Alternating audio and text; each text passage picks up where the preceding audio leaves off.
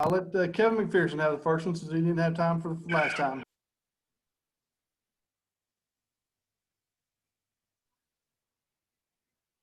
Kevin, you're on mute.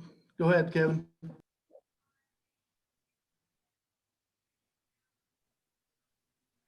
Can you guys hear me? Yeah, I can hear you. Hey, Jalen. Appreciate you taking the opportunity today to do the interviews. I just wanted to ask you, being a grad transfer coming from Northern Kentucky, obviously you missed the game last year injured at Bud Walton Arena. But what's your experience been so far now that you're part of the Razorback program and going to get to play in that arena here in a few weeks?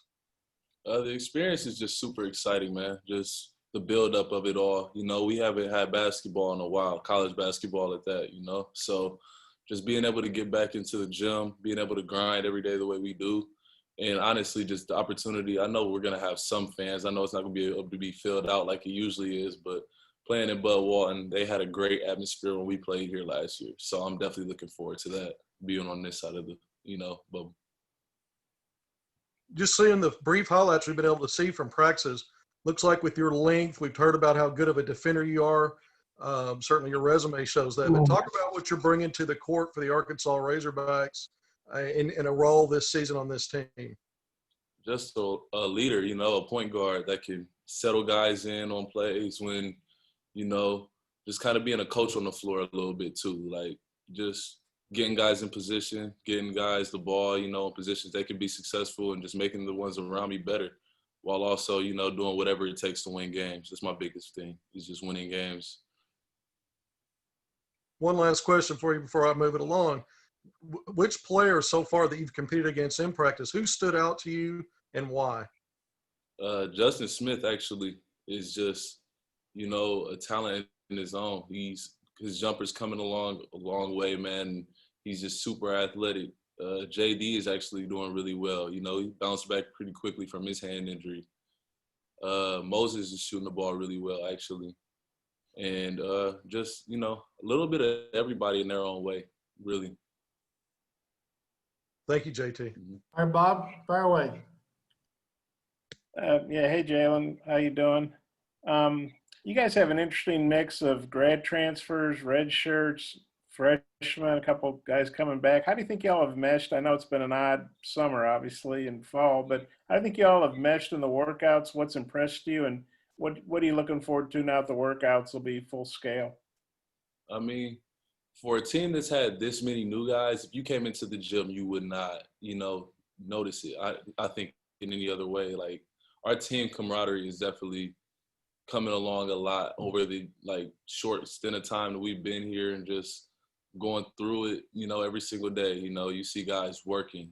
That's the culture we built here. So just seeing, we love to see each other, moves that we see, another guy working on their workouts. And, sometimes when we can get together a little bit during our stations and practice, you get excited to see those guys do those moves. Yeah, we work on that. You know what I mean? And we're always happy for each other and each other's success. So just, I will leave it at that.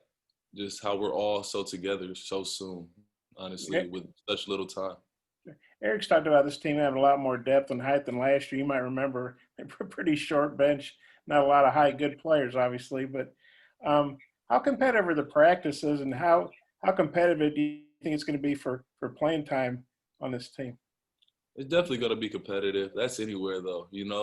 Everybody gets their own set role, and some people have to buy into those, whether it be a big defender on the team or, a playmaker or shooter, stuff like that. So practices are super competitive. Nobody ever wants to lose. Nobody ever wants to, feel like they're letting their team down, whether it be red or gray. So just that side of the spectrum, and these are high-level ball players that we're talking about, so I wouldn't expect it to be any other way. Yeah, I got some more if time allows, but I'll let Mike, rotate it around. Thanks, man. Sure. Hayden, you kind of missed out on the last round. Do you have anything for Jalen? I'm good. Thank you, sir. Appreciate it. All right. We'll go back to Hutch. Yeah, Jalen, I just have one for you. I was wondering what your assessments are of the two freshman point guards, KK and Devontae. How have they looked so far, and what do you think they're going to bring to the table this year? Honestly, they work Man, and they've gotten better since we've been here, So my assessment so far is like KK, for example, he's a natural born scorer. He's really quick, man, and really knows how to get to his spots at a very early age.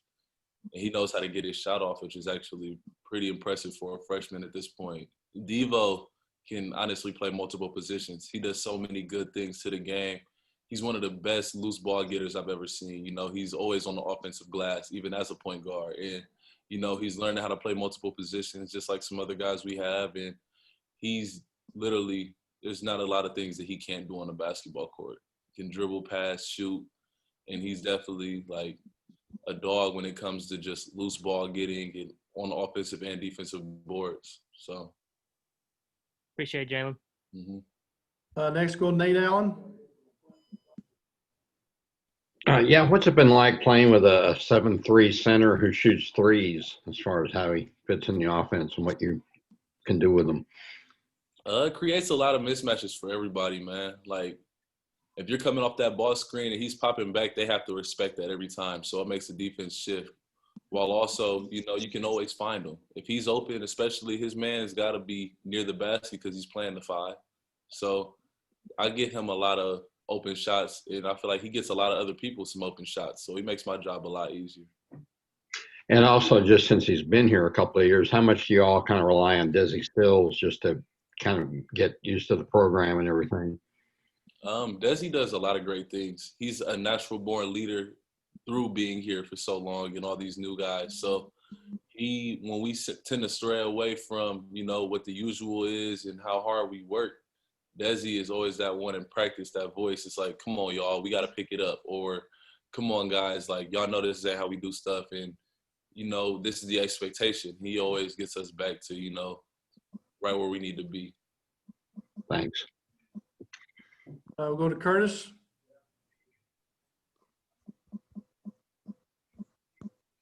Hey, Jalen, you mentioned running the point guard quite a bit. Obviously, you're a guy that can defend multiple positions. Offensively, is that where you feel the most comfortable at the point? Honestly, it doesn't mean all that to me. Like, as a point guard, initiating offense, things like that, getting guys to their spots, and, most of the time seeing what I can see out on the court and letting coach know, that's where the point guard position comes in. But I'm actually comfortable playing the 2 and 3. Just as much. Is there an echo? I'm sorry. Kind of messed me up a little bit. That's okay. It just rose a little bit. Follow-up question for you. You guys are about 12 weeks in now, so a lot of new faces, but you're getting to know each other, learning how to play together. Any strengths for this team that you're seeing start to emerge? Some of the strengths is like we just, like you said, the length and athleticism piece, and with certain groups we can definitely create mismatches just off the 5 that's out there. Whether it be small balling or really big groups with groups like Justin, Vance, and Connor and myself out there. Whoever the 5th guy is, doesn't really matter. That's a lot of length right there, and just like groups that can really, really shoot the ball as well. Like, there's a multitude of different, stretches of teams and like groups of 5 that you can see out there on that court. So you never really know which group is going to bring you, I feel like. You know what I mean? There's never going to be a group where I feel like other teams can just go zone and try to pack it in on us. At the same time, I don't feel like there's any group that will lack defensively or lack speed on the court or lack pushing the ball. So I think just having all that different talent, all these different mixes will be so much, I think it's hard to prepare for, honestly, all these bodies. Jason Carroll. Hey, Jalen, I just wonder how much the last 12, 13 weeks on the floor have been beneficial for you and the other transfers, because usually it takes a while to get adjusted to, the team and what you guys are trying to do. How beneficial have these last 12, 13 weeks on the floor been for you and for those other transfers? They've been huge, man. Just when it comes to a team chemistry standpoint, to really get into work, after this whole COVID thing, some guys can get in the gym more than others. So just being able to be back and being able to, get that feeling like, okay, it's coming, getting us something to look forward to. And just, it gives us a different type of feel too, because it's a lot of new guys, you know what I mean? So as a grad transfer, you have to kind of bring those other guys around and bring them in and, you know, see what, you know, how everybody likes to play, you know, likes and dislikes. And, you know, you love to hear winning is a part of everything, everybody's, you know, vocabulary. And that's what everybody wants to do. So it's a great little stint we were able to have here these last 12 or 13 weeks. Now, Tyler Cass, you got anything for Jalen? Not all good. Okay, Scotty, you're up next. Yeah, Jalen, just based on what you've seen so far, what do you think the personality of this team is or can be? I think this team will take on the personality of our head coach, actually. You know, just hard work, extreme accountability, and just locking in and being gritty on both sides of the floor. You know, when I say both sides of the floor, defensively, we're going to have to be really good to, you know, accomplish the goals we would like to have. But on the offensive end, taking care of the ball, making guys guard, making the defense really work every single possession. So I think some of the personality we'll take on is, you know, a team that could take on multiple different forms with many different lineups, but also just, like I said, having that grit and that chip on our shoulder, because everybody here feels like they have something to prove and they want to play at the next level. So that's something you can really look into. Dudley, you got something? All right. Jordan Black, what? Yeah, hey Jalen, you mentioned coach, and what was his sales pitch like to get you here? Did you have eyes on playing in the SEC or just eyes on that next level? What was the kind of the determining factor in getting you here? When it came to me getting recruited, coach definitely harped on how he's had really good success with the grad transfers in the past, with the Martin twins over at Nevada, along with Jordan Caroline, who's now in the NBA, along with some other guys like Kendall Stevens. So just that for sure. And then the facilities, obviously. I wasn't necessarily looking SEC, but I definitely wanted to take a little step up coming from a mid-major. And I knew that they had the culture here and they were looking for, you know, some of the things that I could bring. So I think it was a perfect fit. I think some of the things you'll see me do on the court will translate just like Coach Musk said, honestly. And that was definitely a big thing for me. All right, one final question for Jalen before we bring in Coach, because Coach is on a tight timeline as well. Anyone have something specific for Jalen? All right, Jalen, I appreciate it. We'll bring in Coach Musk. All right, appreciate it.